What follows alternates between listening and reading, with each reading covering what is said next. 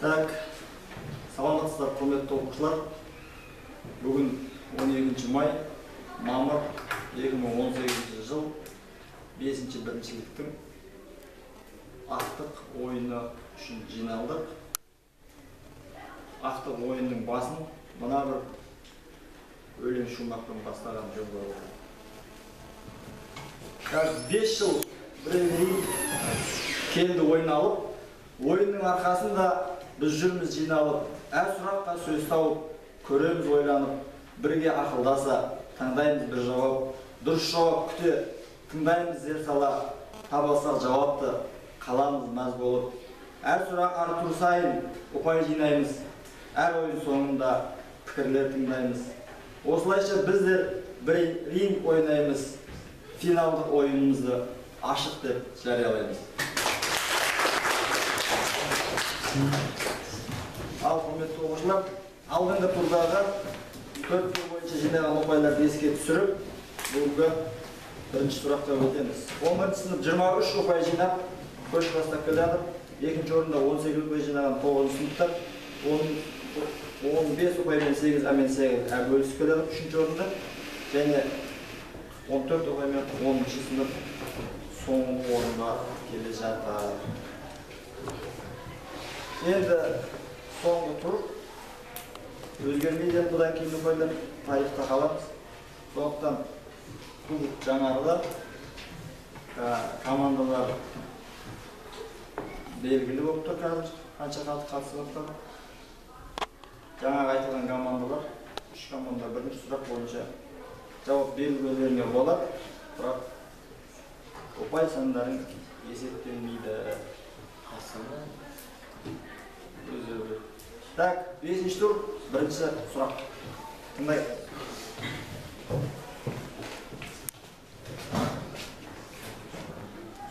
Ертеде байлығымен дүйім аты шыққан атақты бір бай ғұмыр кешіпті. Өзінің 3 қызынан өзге перзенті жоқ екен. Байдың жасы ұлғайған сайын қыз бала емес, шай ас емес, ешкім мал емес, есек көлік емес деп тағдырынан алайды екен. Уақыт өте келе қыздар бой жетіп, бақуатты жанұяға ұзатады. Бір жылдары елде қыс қатты болып, байдың малдары тігерге тұяқ қалмай түгел қырылады. Бай қаңыраған үй мен қораны тастап, бәйбішесі екеуі қыздарын іздеп жолға шығады. 3 қыз әке-шешелерін зор құрметпен қарсы алып, кезекпен қонақ етеді. Кетерінде алдарына мал салып береді. Жоғалған дәулетті қайта оралған бай жолда көңілденіп былай дейді. Ешкі мал екен майлы болса, шай ас екен жайлы болса, есек көлік екен жайлы болса, қыз бала екен мына нәрсесі болса деп тәубесіне келген дейді. Келген екен десек. Яғни қыз бала екен несі болса, қыз бала болып есептеледі деген сұрақ қойылды.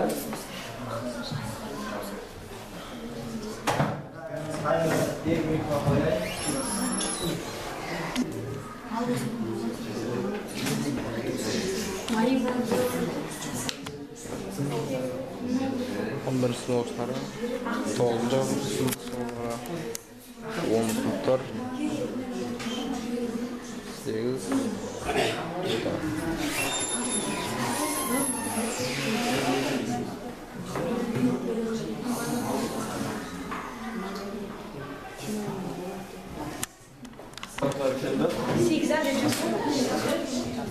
Oğuz ben 11'дің ғана.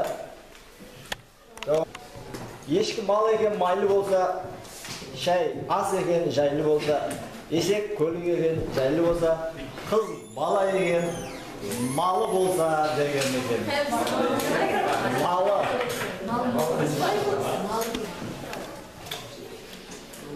Мүмкіндікті пайдаланды. 24 ұпайға ұпайларын арттырды. Алғандарымыз енді қатысамыз, ұпай жинауға тырысамыз. Екінші сұрақ. Бұл көп сұрақтар бар. Әйел затынан келетін әйелдің жаратылысы деген Danışmandan bir gün sұрады дейді. Неге Хауа анамыз Адам атамыздың қабырғасынан жаралды, басқа сүйегінен емес? Сонда ол жауап берген екен. Басынан жаралмады, басшылығында болмасын деп. Аяғынан жаралмады, табан асты күмір болмасын деп. Қабырғасынан жаралды, жанында болсын деп. Қабырға жауырынының астында, яғни мынандай нәрсесінде болсын деген екен. Және қабырға жүрек тұсында сүйіктісі болсын деп. Яғни қабырға жауырынның астында қандай нәрсесінде болсын деген. Жанында болсын деді, одан кейін жүрек тұсында сүйіктісі болсын деді. Қабырға жауырынның астында қандай нәрсесі болсын деді. Десі болсын деді. Десінде болсын деді. Яғни бір нәрсесінде болсын деген екен.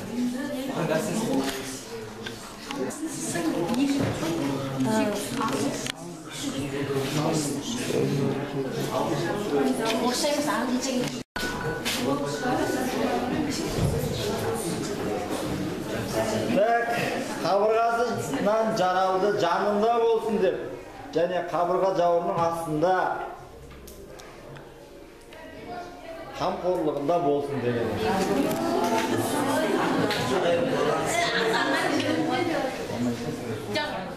Жоқ.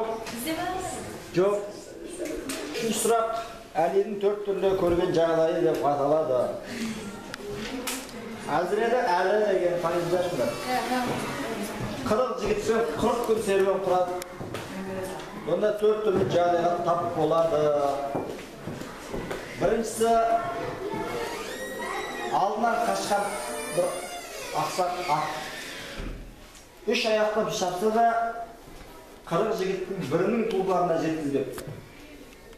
Тіпті басқадан суырылып шыққан Әзірет Әлінің дүлдүлін де жақындап тапты дейді. Бірінші жағдай. Екіншісі, бір міскін отын теріп жүреді. Арқасындағы ағашы ауыр, бірақ бұл дем алуға тоқтаған сайын арқасындағы ағашын азайту орнына тағы қосып ауырлата түседі. Үшінші жағдай, бір жылан кездеседі. Әзірет Әлі дырау қамшымен белінен ұрса да анау өлі орнына жоғары шапши түседі. Тіпті үзеңгіге жетіп қалады. Қамшыны тағы бір сілтегенде сасқалақтаған Әзірет Әлінің қолы қалып кетіп, жыланның басына қамшының орнына бармағы тиіп кетеді. Сонда жылан соққылап өз жерімен жорғалайды. Төртіншісі, далада жатқан бір қобдиша. Жігіттер оны іліп кетпек болған, ешқайсысы көтере алмайды.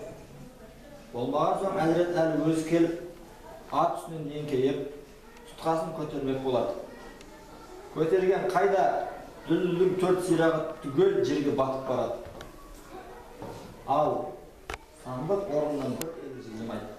Содан бұлар жабыл көтере алмаған сандықты есек менген бір шал келеді де, қолындағы құрықтың ұшымен көтеріп, алына өңгеріп, кете береді.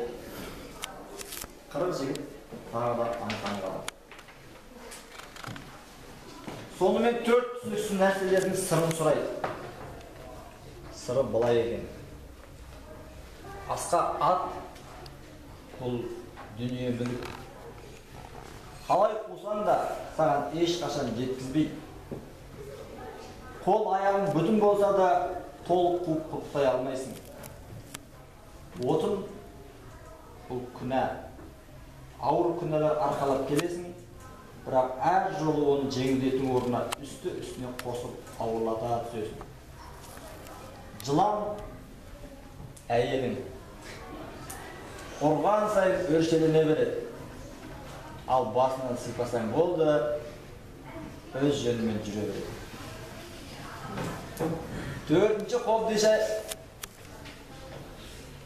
Төртінші қобдиша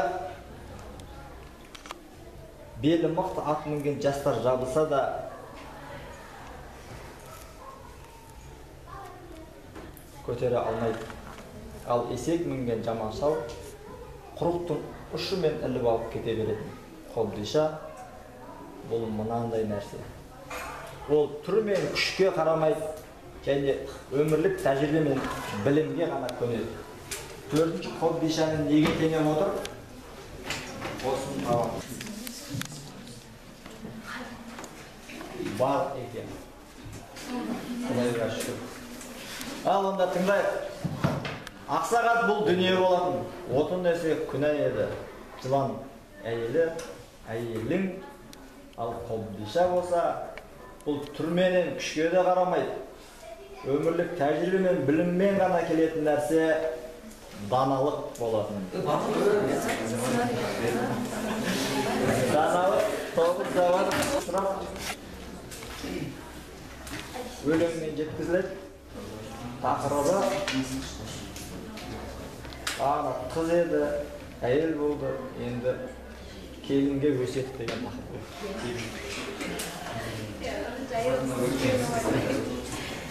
Енді келінге айтқанмен ақылдадым. Қарағым ал дегенсің тең құрбыңмын, айтайын саған арнап елдің жырын. Көп жылдар әке үйінде қонақ едің, мінекей өз үйіңе келдің бүгін. Өсе бер өркен жай, өрім таудай, кеше бер мағыналы мөлдір ғұмыр. Бір елдің қызғалдағы ең қырға біткен, туыс боп шыға келдің бұл халықпен. Еліңіз не десе де ерегіспей, жүруге тырыса біл, бір бағытпен. Жарыңыз не тапса да қанағат қып, қабылда әкелгенін ырзалықпен. Қой басындай күмісті алған бойда, ат басындай алтынды ел армандайда, адалдан ақша табу үлкен тасты арқалап тау басына барғандайақ. Ал оны жұмсау деген сол дәу тасты төбеден домалата салғандайақ. Әрқашан атсын десең күліп таңың, алған жөн ақиқаттың біліп заңын, сыбырлап саған айтар сырдың бәрі аманат екендігін ұмытпағын. Әсіресе еріңнің құпиясын жүректің тереңіне құлыптағын. Сыр бағып жарының көз қарасынан үйренген жанның дәйім бағашылар. Алладан соң жарының рызалығын шығармау керек әйел санасынан. Еріңмен қол ұстасқан күнәләрің төгілер саусақтардың арасынан. Аруға ана деген бөлек есім жалғастыр әз әжелер бөлегесін. Қаншалық күйеуіңді қуанта алсаң, соншалық махаббатқа бөленесің. Жарыңның жақындарын жақсы көрсең, үйіңнің кеңітесің керегесін. Мұнтаздай таза болса жан арайды, басыңда барша халық бағалайды. Басыңды барша халық бағалайды. Нас деген адамдар да таза болған үйлерді рахаттана аралайды. Ең лас адамдарда салақтардың қолынан ас ішуді қаламайды. Тарихтың жаңартатын жарқын бетін көбейтсен пайғамбардың мәр үмметін. Немере балдан тәтті сыйлап тұрсаң, аямас ата-енең де бар құрметін. Төркінің мен қайын жұрт арасында сен болар сен салатын алтын көпір. Сол болар сен салатын алтын көпір. Кісі емес кісі артынан жаманбаған. Талайлар жаманбауға маман болған. Адамдар жайлы жақсы ойлағаның. Ғайбаттан тілі әрқашан аман қалған. Өзінің мініменен күрескендер өзгенің кемшілігін көре алмаған. Жақсы бол, жұрты үшін жан ауырған. Тілекшің табылатын әр ауылдан. Абай бол, Құдай қосқан қосағыңнан. Өзіңді артығырақ санауыңнан. Жетесің бар бақытқа. Ер мынандай нәрсесін өзің биік қойсаң, сол нәрсесінен деп аяқтаймыз. Екеуі бір сөзбен ұқсас. Абай бол, Құдай қосқан қосағыңнан. Өзіңді артығырақ санауыңнан. Жетесің бар бақытқа. Ер қалауын өзіңді биік қойсаң.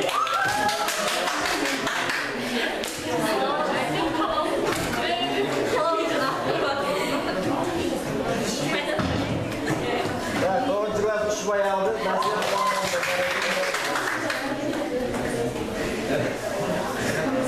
кімге?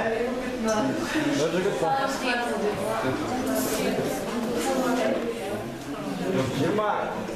22 ұпай, 4 ұпай қалды. 11-26. Басқа топтарда жоқ дейін. Қалауын деген 8 әде бар екен. 8 ә. Bir ұпай. Үшінші орынға шықты. 8-де. Кімдікі?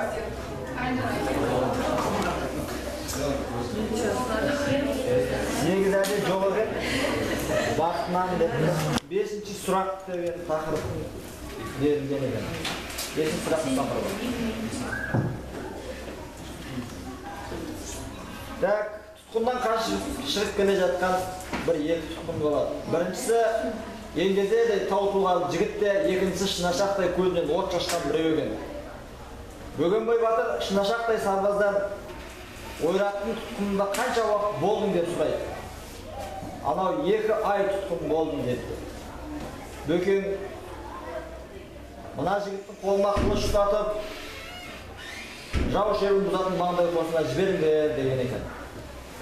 Ал еңгезердей батыр жігіттен ал сен тұтқында қанша болдың деп сұрайды. 3 жыл жаттым депті. Онда мынаның қолына құрық беріп, жылқы бағуға жіберіңдер деген екен. Оқиға куә болып отырған басқа батырлар өгәу ана біреу шынашақтай тапалды, жортуылшы қосынға жібердіңіз де тау тұлғалы батыр жігітке жылқы бақтырып қойдыңыз. Бұл әділдік пе деп сұрайды. Бөкен жарықтық. Анау шынашақтай жігіт тұтқынды 2 ай болыпты. Әлі рухы сынбаған екен. Қалмақтардан таяқ жеп, өшпенділігі бетіне шыққан. Нағыз зор күйінде тұр. Ал тау тұлғалы батырлары 3 жыл тұтқында жатыпты. Қалмақтан әбден таяқ жеген, рухы сынып, мынандай нәрсе өтіп кетіпті. Көзіне қалмақ көрінсе жата кетейін деп тұр. Сондықтан оған жылқы баққаннан басқа жұмыс жоқ деген екен. Яғни рухы сынып, несі өтіп кетіпті, не өтіп кетіпті болмаса, не өтіп кеткен оған. Не осыған жақында сұрақ. Ал тау тұлғалы батырлары 3 жыл жатқан болса, қалмақтан әбден таяқ жеп, рухы сынған адам бұл неге айналады?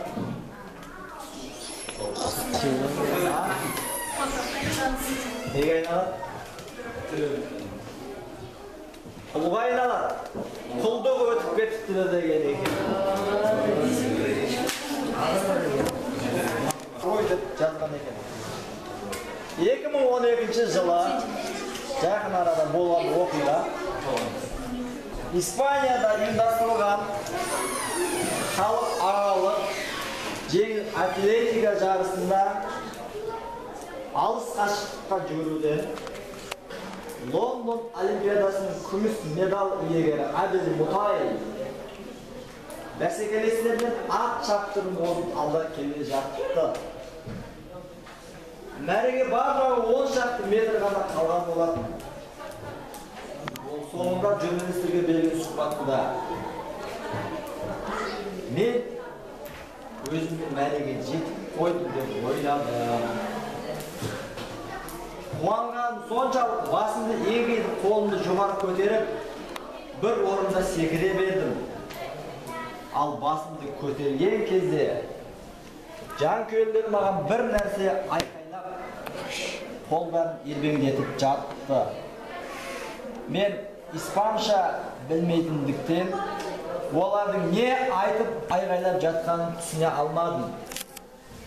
Артындағы бәсекелестердің әлде біреуі мені қуып жетіп, алға қарай итеріп, қалып мәре сызығынан өткізіп жіберген кезде ғана бұл жарысты енді ғана озғанын түсіндім деп болған оқиғаны айтты.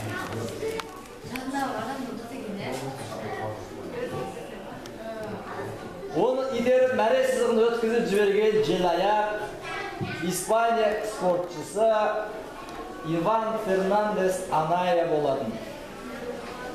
Ол Мұтай осылай не болған түсінбей жатқан кезде мәре сызығынан бірінші болып өте шығып, аса мол ақшалай сыйлықпен қатар әлем чемпион атағын алатын мүмкіндігі бар болатын. Бірақ ол оны пайдаланбады.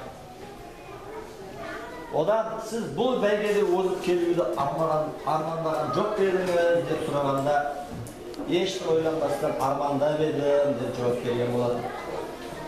Және ол өзінің осы жолға әрекеті туралы былай деп баяндайды. Бүгінде адамдар өтірікші, алдамшы, дүние қоңыз, өз басының қамын ғана ойлайтындарға куә болуда. Бұндай жамандықтар тек саясатта ғана емес, спорт әлемінде де болып жатқанын мен білемін. Сондықтан бұл мүмкіндікті пайдаланып озып кетер болсам, мен өзімді кешірмес едім. Менің ар намысым маған қандай жоғары сияпаттан да және мынадан да жоғары болмақ деп түсіндірді. Намысы маған жоғары сияпаттан да және мынадан да жоғары болмақ деп түсіндіреді. Яғни неден жоғары болмақ деді испан азаматы.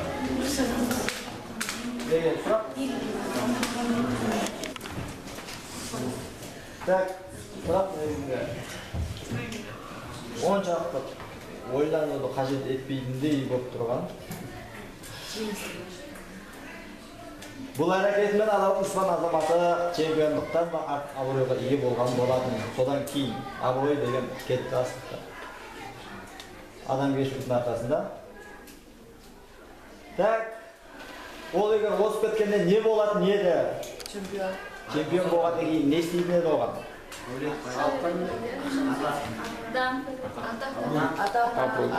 Жоқ, сыйлық не беретін еді, бірақ жай жүгіретін еді, Чемпиондарға не береді? Қандай медал беретін еді?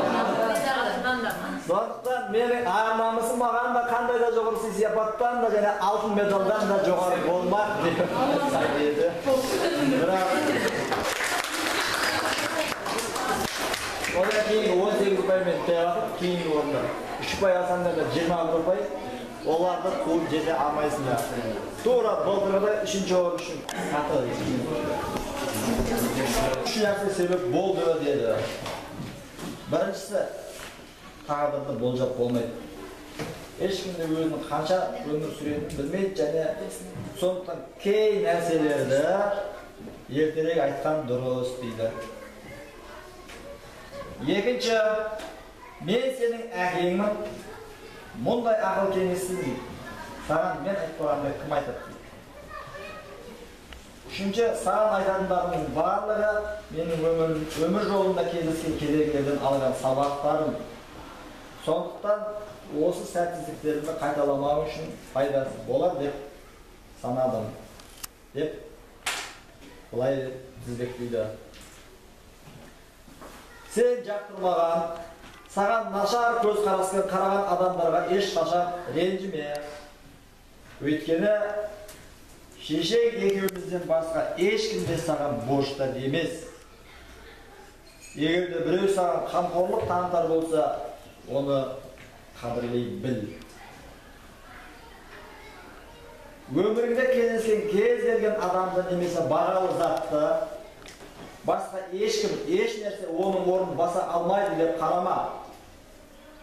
Осы көзқарастың мықты болсаң, болашақта асылыңнан айырылып қалсаң да сабырлы бола аласың. Өмір өте қысқа. Дәл қазір уақытыңды босқа өткізіп жүргеніңді дәм тұзың таусыла бастағанда білесің. Өмірді қаншалықты ертерек қастерлей бастасаң, өмірде алатын ләззаты соншалықты көп болады. Ұзақ өмір сүруді армандағаннан гөрі уақытты үнемдей білген дұрыс. Махаббат деген бұл бір түрлі сезім ғана. Бұл сезім уақыттың өтуімен, жасаған ортаның ауысуымен бірге өзгеріп отырады деп бағана кімге айту керек.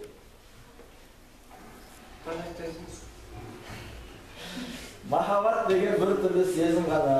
Бұл сезім уақыттың өтуімен, жасаған ортаның ашуымен бірге өзгеріп отырады деп бағана Батырханға айту керек еттім.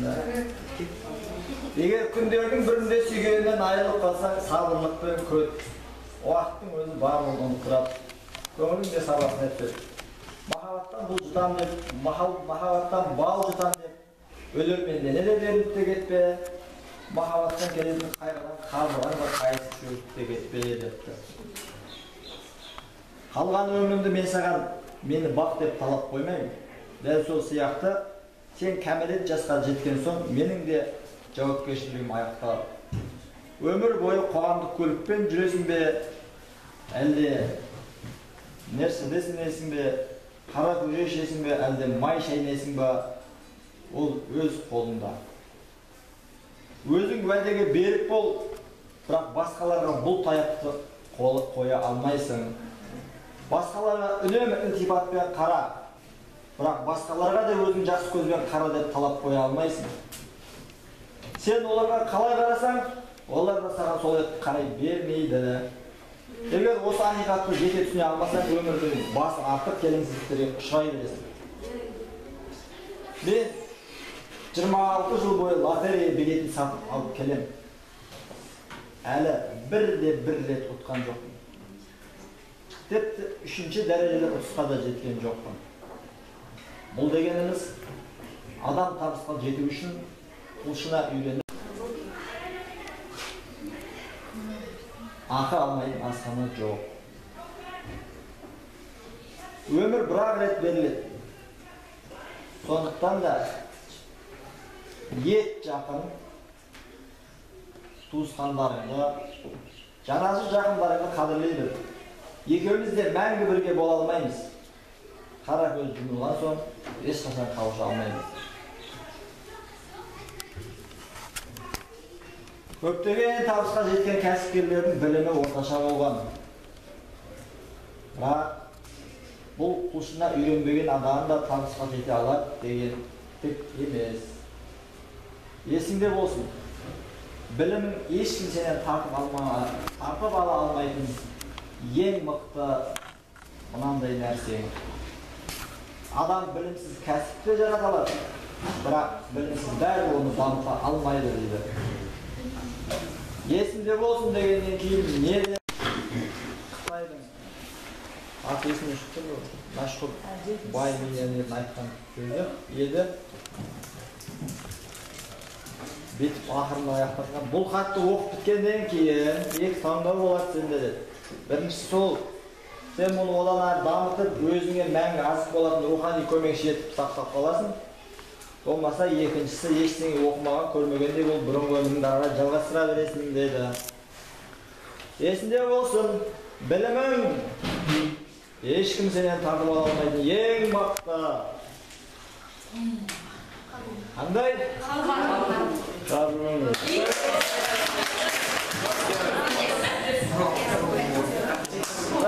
Тоғызда қарруң деп уверен айтқан Азат екі ұпай әкелді. Командасынан 3-ші орынды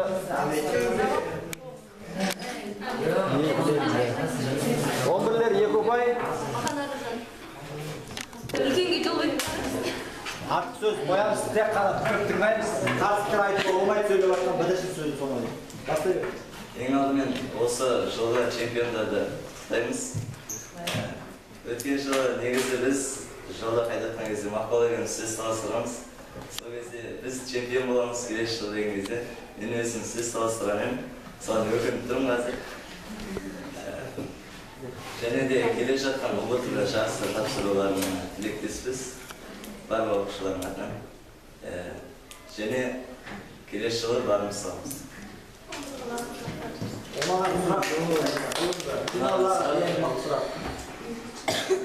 Өзім үшін 2 әскер болып.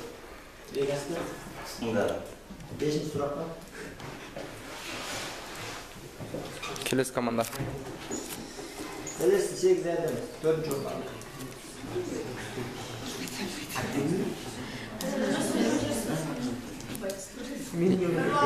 Үшінші орын сіздерге?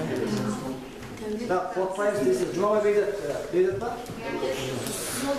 Бегдат. Елдос. Бұл команда не ақ түгел болмады? Жаңбырдың себебінен ба? Бүгінгі ойында біздің топқа ұнаған ол 5-ші сұрақ болып себебі ол жерде 3 жыл қамауда жатып, қалмақтың қалдықтар ұрып соғуны қолтыққа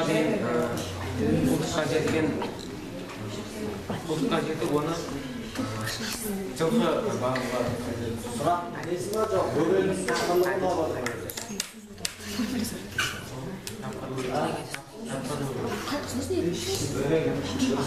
Жолға салып берейін. Ақыл даналық. Жалпы брендинг жайында не айта аларыңдар? Осы уақытқа дейін 3-ші орында келіп отыр. 4-ші орынға түсіп қалдыңдар. адамдардың болып болмауы Оған кім кінәлі деп ойлайсың? Енді осы қандай қорытынды шығарыңдар? Брендинг бұл командалық ойын екені. Яғни командалық рух болмаса ешқандай жеңіске жетпейміз. Керек, түсіну керек, жету үшін ұйымдастырып отыр. Сондықтан да келесі жылы аманшылық болса, қателікті жоямыз ба? Өзінің атынан уәде бермейсің ба, жоқ бүткіл класстың атынан ба?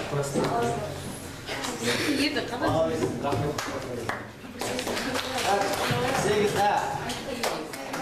қолымыздар мемлекетіне келгендер сұрақ. Қолымыздар. Сөз Несін білгенгі айтып тілегім бар топ ендігі жасында бірінші орын жеңісті тілейін деп қана.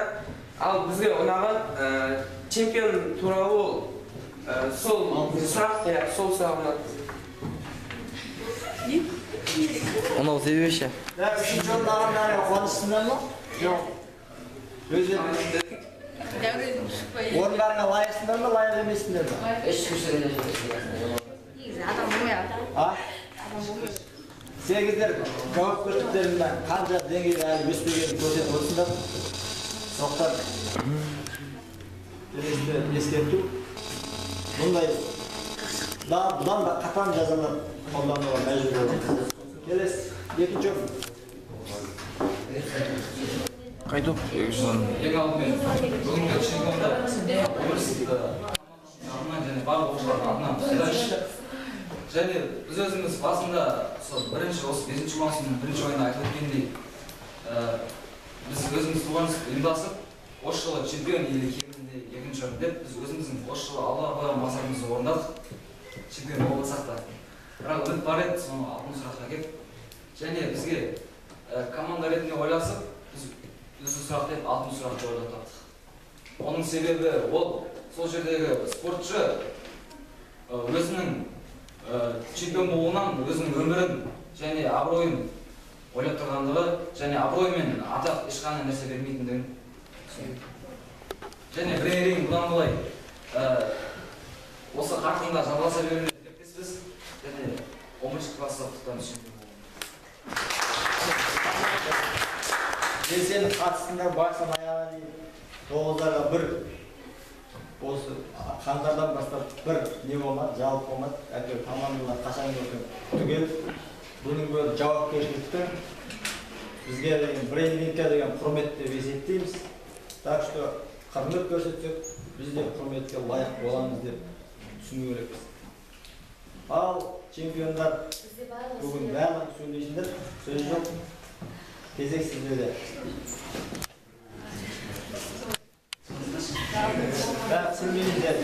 Камера алсай. Осы 8-ші класстан бері, мысалы 11-ге дейін қатысып келе жатыр қой. Осы уақытқа дейін былай қобалжымаған едім. Білмеймін, бір түрлі қобалжып тұрмын, чемпион болған бәрібір. Ерекше екен ғой.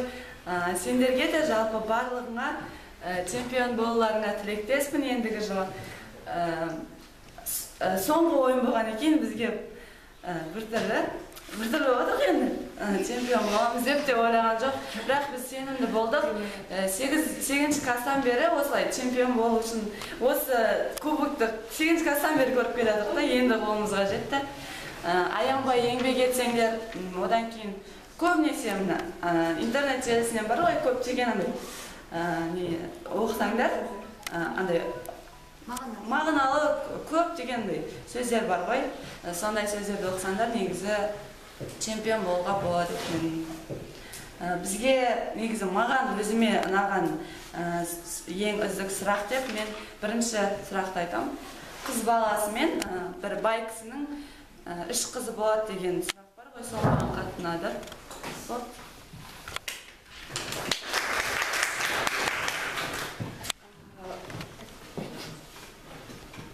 Бірінші өзімнің группамда бүгінгі жеңісімен құттықтаймын.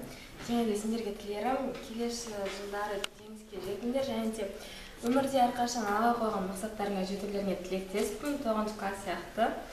Сендерді де құттықтаймын, алға қойған мақсаттарыңа жетудің өзі ол өмірдегі үлкен белестердің бірін бағындырғанның айқын да, солай.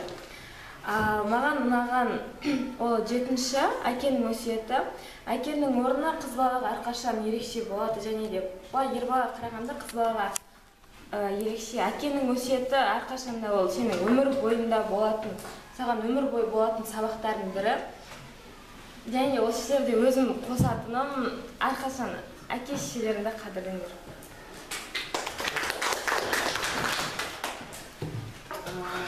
Сәлеметсіңдер ме? Бүгінгі жеңісті негізі күтпедік.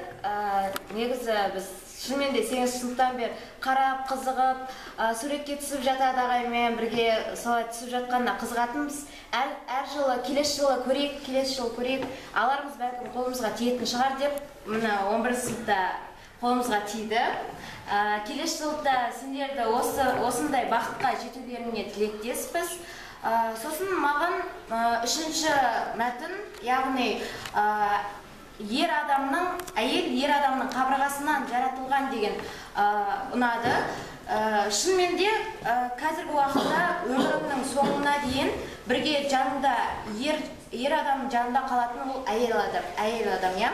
Ол әйел адамға қамқоршы, жүрегіне жақын алатын, негізінен ең жақын адамдардың бірі болғандықтан, ол ең жақын адамды осы өмірлік кеңес ретінде айтып жатқаным. Бір жағынан қыз балалар құлағына алтын сырға сыйлай біліңдер деген сияқты. Алдағы өмірлеріне керек, негізгі осы 7 мәтінде алдағы өмірлеріне керек мәтіндер негізінен тыңдап өздеріңе ой түйесіңдер деген ойдамын.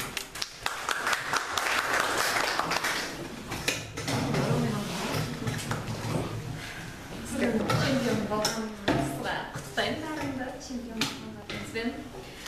Жалпы бүгінгі ойын, биылғы ойын өзімізге қатты ұнады. Брейрингті біз бұрыннан қатты жақсы көреміз ғой, одан кейін әр жылы чемпион атанғаннан кейін тағы бір сынқан тартып кетеді, осы келесі жылы чемпион болады деп. Былтыр 11-лерде бізге солай үміт артып кеткен, үмітін ақтадық деп ойлаймын. Және де мен өзім келесі жылға үміт артатын осы 9 сынып, мен 10 чемпион болдым деп не айтам, қолдау білдіремін. Ал өзіме ұнаған сұраққа келсек, мен өзіме алтын сұрақ, яғни чемпион қыз жайлы сұрақ өзіме қатты ұнады. 7 сұрақ.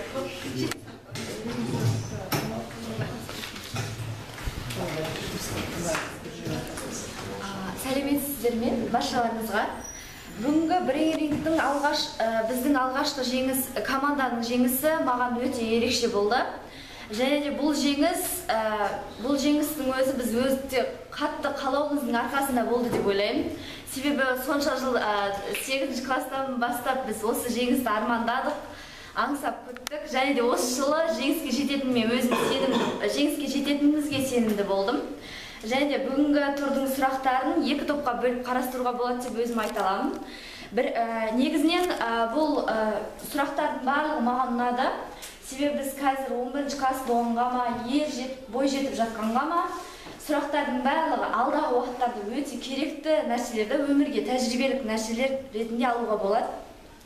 Және бірінші топ ретінде бұл өмірлік кеңестер, яғни бірінші және де екінші және төртінші сұрақтарда бізге әйел адамның қандай болу керектігі және де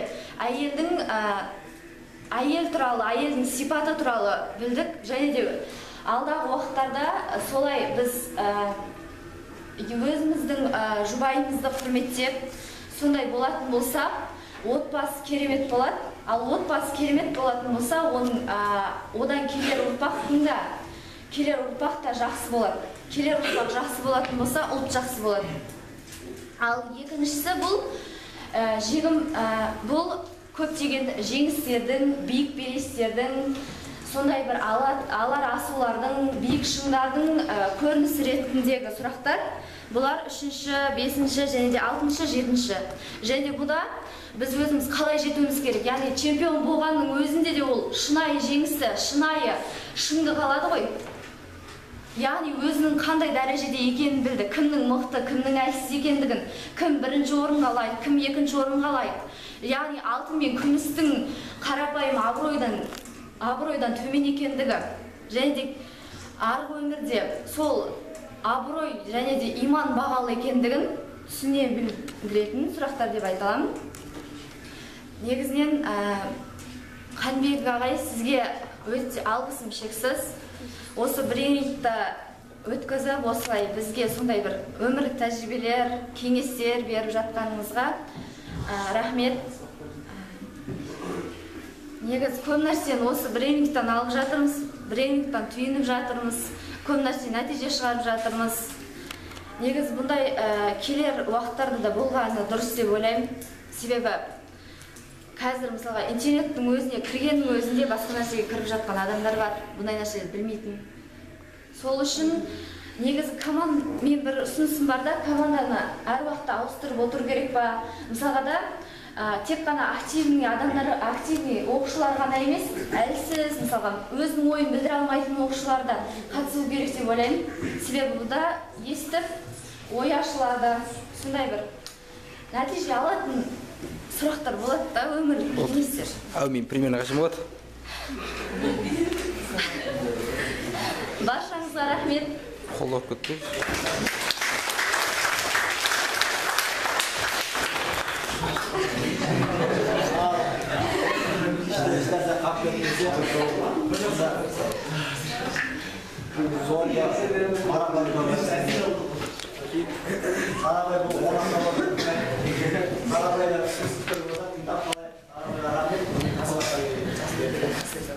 Негізінде мен өткенде брифингке бір рет қатысып қалдым да, сосын маған қызық қалды. Мен де осы көп мынандай мақал бар ғой, көп жасағаннан гөрі көп білгеннен сұра дейді ғой мені.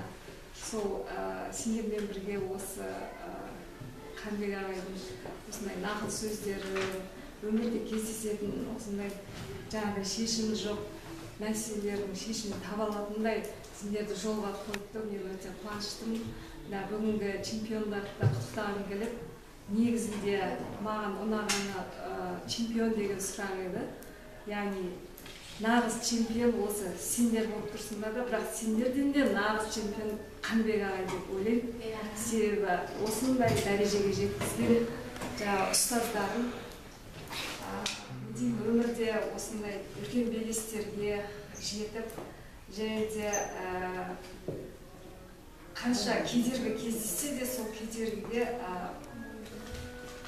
қайтып кетпей, соған қарсы жүруге, қарсы ағысқа жүруге сендерге көмектестім. Көптеген мен де өзім сабақ алдым. Яғни әйел ретінде де, қыз ретінде де, сендермен бірге оқушы ретінде де алып отырмын.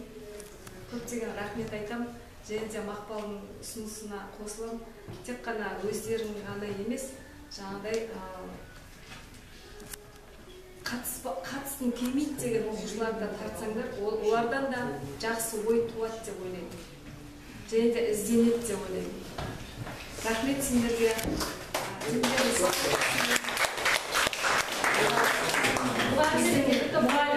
Мұғалімнің қуанышы осы оқушылардың үлкен биік белестерге жеткені ғой, жемісі деп ойлаймын. Яғни ағаш ексең, сол ағашты мәпелеп, өсіріп, саған бір ғана алма салса да, бірегей алма салса да, сен соның бәрін татып көріп, я шынымен де менің осы еңбегім деген сияқты, сендерге де сондай, өмірде де сондай еңбек тілеймін.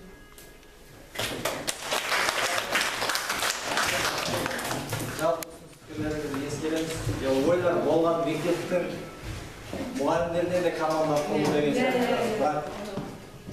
Бірақ ол ойды айтуға кейде не жібермей қалады, кейде мектеп мұғалімдерінің іс-әрекеттеріне қаным тоймай қалады да, сөйтіп түсініктерін қайтарып қалса өзім ұят болып қаламын деген сияқты болады да. Сөйтіп ол неғып жүрген, енді мүмкін осындай ой шықты, енді ол шыққан екен, құда қаласа біраз жерге жетеді деп ойлаймыз. Аманшылық болса ондай да болып қалар. Осы енді шілде маусым айының несінде негізінде 4 чемпион атақ иелері шықты. Осы 4 чемпиондар маусымның 15-теріне деген жоспар қойып отыр. Енді командалар қанша жиналып ұйымдаса аламыз. Болатын болса, яғни супер чемпиондар финалы болады ойыны. Құда қаласа сол кезде бас қосамыз деп үміттенемін биылғы жылда. Жалпы командалардың бәріне келіп қатысқан, мен де осы жерде көп сабақта онша қызықпайтын оқушылардың да келіп қатысып отырып, осы жерден алып кетіп жатқанын білемін, бірақ көп адам ақырына барған кезде өзіне барып тіреліп. Мен де сондай оқушылар сабаққа онша қызықпайтын оқушылардың келіп қатысқаны, олардың осы жерде идея айтқанын көріп ырза боламын өзім. Бірақ өкінішке орай адам баласы көбінесе өзінің ойынан және мінезінен табады. Айтамыз, келіңдер қатысыңдар деп жалынып шақырып келеміз. Үйтеміз. Ақыр жағында бүткіл нәрсе қолында болса істей жібере саласың, қолынан келмейді. Сөйтесің, бар менен береке қыламыз. Осы ситуацияны осы жолмен болса да шығуға тырысамыз. Болмаса қаталдық танытып, болмаса мінез көрсетіп, басқа әрекет жасап тастауға да болады. Қолдан келеді. Бірақ бәрібір жүрек жұмсақ па, ой сәл басқаша ма өзімді барсам, осы бірдеңеге қайттан кірем, бірдеңенің ақыр жағында осы істеген ісімнің дұрыс екенін түсінемін.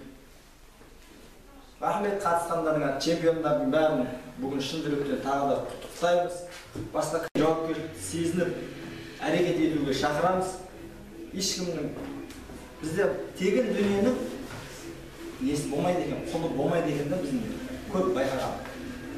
Бір сатып алған бір не болатын болса, күнәні мысалы сатып алып күнәсі дейміз да, сауап дайын тұрда, соны тегін нәрсеге шақырсып келтіре алмаймыз. Сондықтан бардың қадірін, уақыттың қадірін, осы әрбір өтіп жатқан балалық шақтың қадірін түсініп, соны бекерге өткізбеуге шақырамыз, тілейміз, дұғада боламыз, Құда қаласа дей отырып, бүгінгі 3-ші орын алған әйтеуір әупірімдеп болса да 3-ші орын алудың өзі оңай болған жоқ.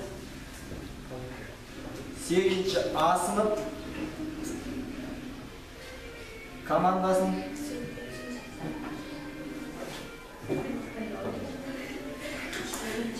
үшінші орын дипломмен марапаттаймыз. Топ басшысы ортаға келеді. Азат, рахмет. Азаттың жауапкершілігі бар екенін бағана сезілді, киіммен келмеген еді. Қазір ауыстырып келемін деп үйіне барып киімін ауыстырып келді.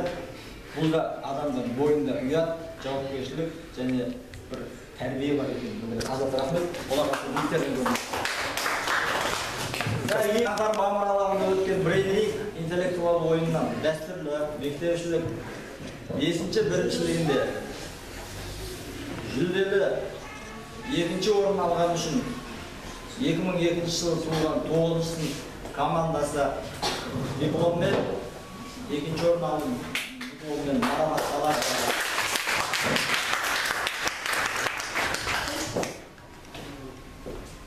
Ал бір жігіт құтты болсын. Кішкене жеңістер, үлкен жеңістерге бастайды деп сенеміз. Құда қаласа командаңды алға сүйреп, бағана 11 сыныптар айтып өтті ғой. Осылардан үмітіміз бар деп. Енді соны ақтап, өмірдің өзі басқаларға дәлелдеуден тұрады. Кім екеніңді, яғни не екеніңді. Сондықтан сол мен дәлелдеуге. Суретке қай, суретке. Суретке түсірсең. Түспеді ма? Қарасашы айтты. Так, тұрады.